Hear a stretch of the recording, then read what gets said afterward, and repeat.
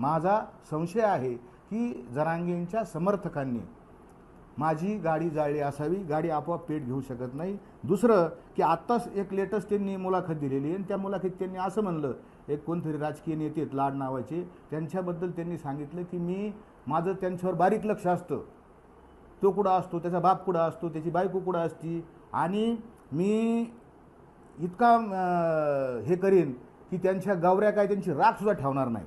आपण ते स्टेटमेंट पाहावं, म्हणजे इतकं मी राख करीन, राख रांगोळी करीन, माझं बारीक लक्ष असतं, माझ्यावर पाळत आहे, माझ्यावर बारीक लक्ष आहे, हे सगळं त्यांना माहिती आहे। बरं 5 महिने झाले मी त्या पहिल्या फेब्रुवारी महिन्यात जे बोललो त्याच्यानंतर बोललोच नाही। माझं आता व्यक्तिशः काय माझ्यावर भांडण करायचं काही कारणच नाही, रागच नाही। बरेच मी कमेंट वाचल्या का मीच जाळली असेल, अरे मी काय पागल आहे का?